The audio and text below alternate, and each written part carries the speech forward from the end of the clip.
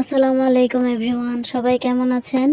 Sana's kitchen and blog channel থেকে আমি আয়েশা সিদ্দিকা নতুন একটা ব্লগ ভিডিও নিয়ে আপনাদের সামনে হাজির হলাম। আশা করছি যে যেখান থেকে আমার আজকের ব্লগটি দেখছেন সবাই খুব ভালো আছেন, সুস্থ আছেন এবং নিরাপদে আছেন। আলহামদুলিল্লাহ, আল্লাহ তাআলার অশেষ রহমতে আমরাও অনেক ভালো আছি। রাতের খাবার রেডি করা থেকে আপনাদের সাথে শেয়ার করা শুরু করেছি। তো আশা করছি শুরু থেকে শেষ পর্যন্ত না টেনে দেখলে আপনাদের কাছে ভালো লাগবে। যদি ভিডিওটি ভালো লাগে তাহলে প্লিজ একটা লাইক দিয়ে শুরু করবেন, আর কমেন্টের মাধ্যমে আপনার মূল্যবান মতামত জানাতে পারেন। দুপুরবেলায় গরুর মাংস রান্না করেছিলাম বেশি করে, তো রাতে রুটি খেতে ইচ্ছা করছিল সবার, গরুর মাংস দিয়ে রুটি, তো এই জন্য রুটি বানালাম। আর আগামীকাল ইনশাল্লাহ আমরা বাড়িতে যাব একটা কাজের জন্য, মানে একটা কাজের জন্য আসলে কিছুদিন পর পর যেতে হচ্ছে, তো সেই জন্যই হচ্ছে কালকে যাব। আর এখানে অনেক পরিমাণে মাংস আছে, তো এটা হচ্ছে এখন গরম করে নিলাম আর রুটি বানিয়ে নিয়েছি আমি।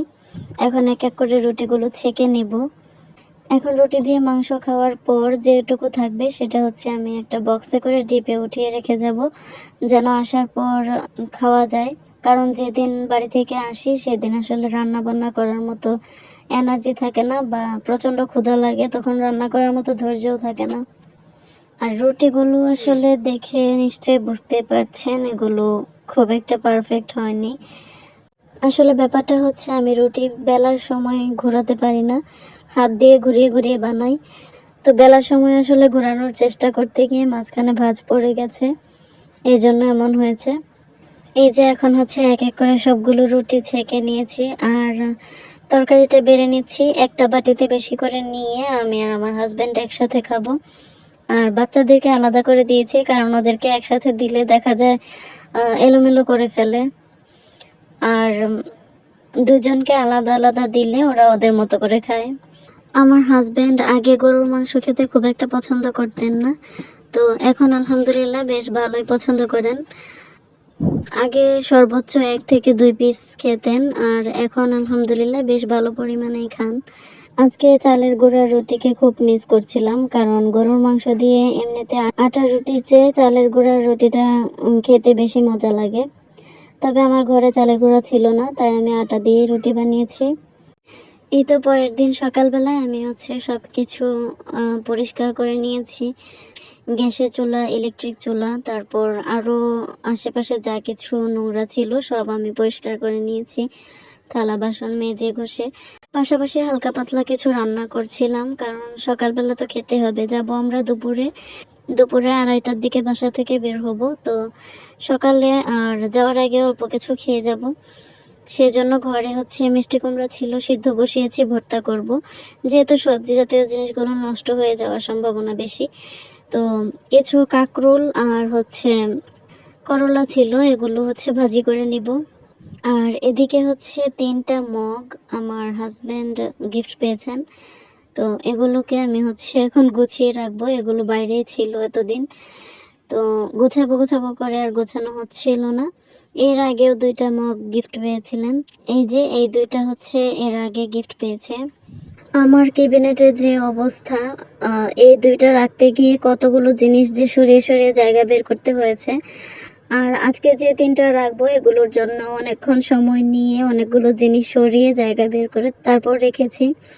অনেক এলোমেলো হয়ে আছে, গোছানো দরকার, কিন্তু সবগুলো জিনিস বের করে যে পরিষ্কার করে আবার গুছিয়ে রাখবো সেটা সম্ভবই হচ্ছে না। কারণ জিনিসগুলো যদি বের করি তাহলে আমার বাচ্চারা এক একটা ভেঙে একদম চুরমার করে ফেলবে, যার জন্য সেই সাহসটা পাচ্ছি না। বাড়িতে যাওয়ার আগে আসলে কাজের শেষ নেই, যাব হচ্ছে মাত্র 2-3 দিনের জন্য, কিন্তু এত পাহাড় পরিমাণে কাজ সেরে যেতে হচ্ছে, মনে হচ্ছে কয়েক মাসের জন্য চলে যাচ্ছি। ঘরবাড়ি নোংরা রেখে কোথাও যাওয়া যায় না, আর বাচ্চা নিয়ে আসলে সব সময় সব কিছু পরিষ্কার রাখাও সম্ভব হয় না। দেখা যায় ক্লিনিংয়ের কাজগুলো আমার সপ্তাহে একবার করা হয় বা 3-4 দিন পর করা হয়, তো এজন্য কাজ অনেকগুলো জমে যায়। ট্রেনে খাওয়ার জন্য বেশি করে ডিম পাউরুটি করে নিয়ে এসেছিলাম, তো খাওয়া হয়েছিল আর অল্প কিছু রয়েও গিয়েছিল। আর আস্তে আস্তে রাত প্রায় 10:30 বেজে গিয়েছিল। এখন আমরা হচ্ছে আমার বাবার বাড়িতে, এটা পরের দিনের ভিডিও। আমার ছোট বোন ড্রাগন কাটছিল। এবারও আসলে বাবার বাড়িতে খুব বেশি ভিডিও করতে পারিনি, এই যে আজকেই শুধুমাত্র একটু ভিডিও করেছিলাম। তো মন মেজাজ ঠিক ছিল না, আসলে ভিডিও করার মতো মুড ছিল না। গত বছরের আগের বছর আমার হচ্ছে কাঁচা কাঁঠালের তরকারি খেতে খুব ইচ্ছা করছিল, অনেক বছর থেকে খাওয়া হয় না। এমন একটা সময় আমার কাঁচা কাঁঠালের তরকারির কথা মনে হয় যখন হচ্ছে কাঁঠাল পেকে প্রায় সিজনের শেষ দিকে চলে আসে তখন। গত বছর আমার আপু হচ্ছে কাঁচা কাঁঠাল কেটে কুটে ভাপ দিয়ে আমার জন্য ডিপ ফ্রিজে সংরক্ষণ করে রেখেছিল, কিন্তু পরে আর সেটা নিয়ে আসাও হয়নি, খাওয়াও হয়নি। তো অনেক দিন হয়ে গিয়েছিল, আপু তাও রেখে দিয়েছিল, বলছিল যে কেউ গেলে অথবা তোমরা আসলে পরে নিয়ে যাবে। তো আমি পরে বলেছিলাম যে অনেক দিন হয়ে যাচ্ছে, তোমরাই খেয়ে ফেলো, পরে আবার ভালো লাগবে না খেতে। তো এবার আবার আমার আম্মু রেখেছে ডিপ ফ্রিজে, অনেক দিন রেখেছে। তো আমরা যেতে যেতে অনেক দেরি হয়ে গেছে। এই কাঁচা কাঁঠাল দিয়ে আমার আম্মু হচ্ছে নোনা ইলিশ মাছ দিয়ে রান্না করে, খুব মজা হয়, মানে এত টেস্ট কি আর বলবো।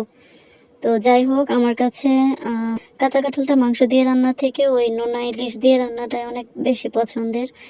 তো আম্মু রান্না করেছিল, কিন্তু ওই যে বললাম ডিপ ফ্রিজে সংরক্ষণ করে রেখেছিল, সে আগের মতো টেস্ট আর হয়নি আজকে।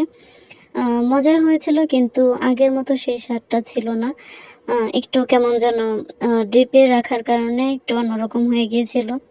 যাই হোক, আজকের ভিডিওটা যদি আপনাদের কাছে ভালো লেগে থাকে তাহলে এই ধরনের ভিডিও আরও দেখতে চাইলে আমার চ্যানেলটিকে সাবস্ক্রাইব করে আমার পাশে থেকে যেতে পারেন। আর আজকের মতো এখানেই বিদায় নিচ্ছি। সবাই ভালো থাকবেন, সুস্থ থাকবেন, আমাদের জন্য দোয়া করবেন। আল্লাহ হাফেজ। আসসালামু আলাইকুম রহমতুল্লাহ।